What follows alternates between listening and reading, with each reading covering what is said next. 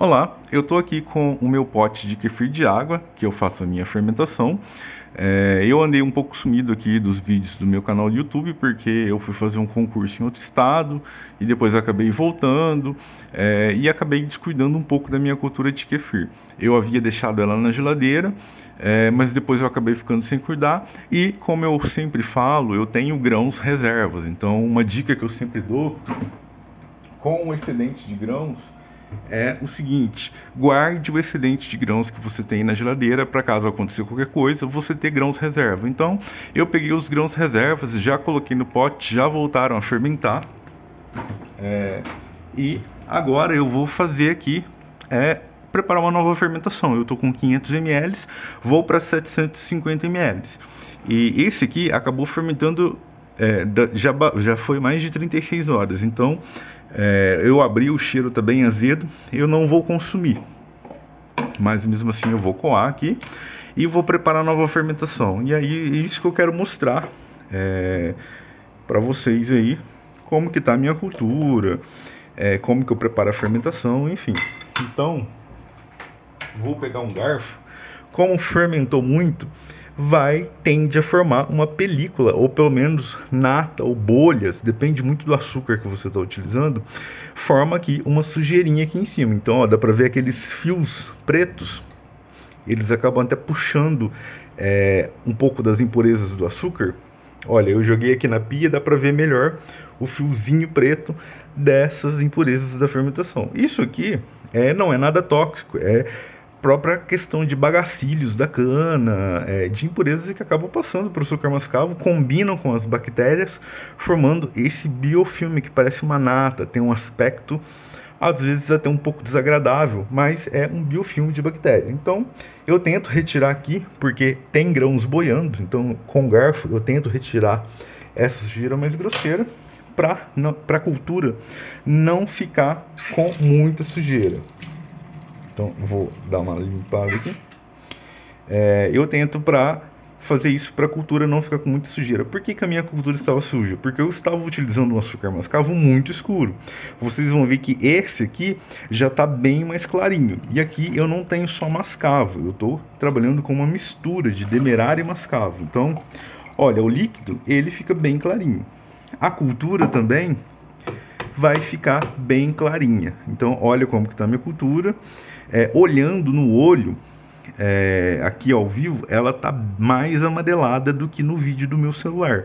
Eu creio que a câmera do celular e também a iluminação não favorece muito a ver a cor, mas ela está mais amarelada. E aqui está o líquido que fermentou. Está com cheiro... Deixa eu dar uma cheirada de novo. Tá com cheiro de cachaça, porque fermentou bastante. Aqui em Goiânia, onde eu moro, faz bastante calor. Aqui basicamente nunca faz frio, mas é quente chovendo ou quente com o tempo seco. E aqui fermentou bastante, está chovendo. Então é aquele calor, são temperaturas não tão altas, mas assim, constantes. Então a fermentação fica bem intensa. Ali eu vou descartar esse líquido porque realmente ele está muito ácido. E essa quantidade de grãos eu devo ter aqui em torno de 2 colheres. Não chega a 3 colheres, mas eu já vou fermentar 750 ml. Vou preparar essa nova fermentação. E por que eu vou fermentar 750 ml? Porque eu trabalho com proporção de 1 colher de grãos de kefir para 250 ml de água com 1 colher de grão, com 1 colher de açúcar, ou para o meio 5% de açúcar. Então, por exemplo, se eu estivesse trabalhando com 1 litro, 5% de 1 litro equivale a 50 gramas. Então eu estaria utilizando 50 gramas de açúcar por litro. Posso usar mais? Posso. A fermentação tende a ficar mais intensa e a bebida final tende a ficar um pouco mais adocicada, mas vai depender muito. Se eu utilizar uma quantidade grande de grãos, a fermentação vai consumir bem mais o açúcar nesse tempo e pode ficar mais ácida ou até mesmo alcoólica. Mas isso são detalhes que eu acho que não convém a gente se preocupar muito com isso a esse nível.